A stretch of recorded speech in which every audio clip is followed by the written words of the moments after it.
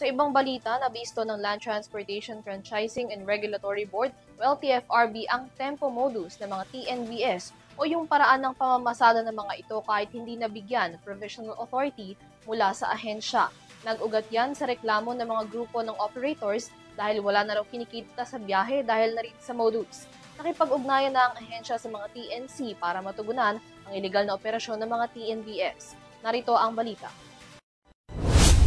Sa nakalipas na public consultation ng Land Transportation Franchising and Regulatory Board o LTFRB, kasama ang mga nasa sektor ng transportasyon patungkol sa panukalang taas pasahe, nabuksan din ang iba pang issue na kinaharap ng mga drive route operators sa kanilang araw-araw na pamamasada.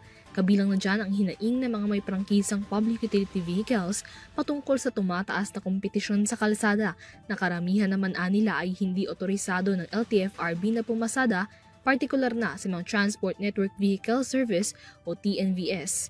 Ang reklamo hindi ipinagsawalang bahala ng LTFRB at gumawa kaagad ng hakbang upang makumpirma ang isyong ito sa pamamagitan ng pagpapakalat ng mystery riders. Sa isang pakikipagpulong kasama ang mga kinatawan ng Transport Network Companies, isiniwalat ni LTFRB Chairperson Attorney Vigorde Mendoza II ang mga paglabag umano ng ilang units ng TNVS na nag-ooperate at bumabiyahe kahit walang prangkisa mula sa ahensya. Dito rin nakumpirma ng ahensya ang pag-iral ng tempo modus kung saan binibigyan ng mga TNVS ng temporary permits para makabiyahe. Kinwestiyon niya kung paanong kasama sa service apps ng TNVS ang mga nasabing unit gayong wala naman itong provisional authority mula sa LTFRB. Ani Mendoza, ang paglalagay sa mga ito sa service apps kahit walang prangkisa ay tila pagkonsente na rin ng mga TNC sa mga ganitong illegal na gawain. Sa parte naman ng TNC, handaan nila sila na makipag-koordina sa LTFRB upang masawata ang mga ganitong modus sa kalsada. Pinag-aaralan na rin ito ngayon ang posibleng pagsasama sa LTFRB sa kanilang online service apps system para makumpirma kung otorisado bang mag-operate ang mga service units.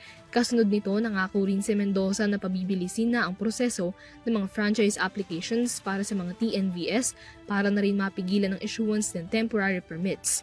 Sa pamamagitan nito, umaasa si Mendoza na ganap ng masusolusyonan ang problema ng hindi patas na kompetisyon sa kalsada ng mga bumabiyaheng pampublikong sasakyan at maging patas na rin para sa mga operators na nakapag-comply sa lahat ng kinakailangang requirements para makapag-operate.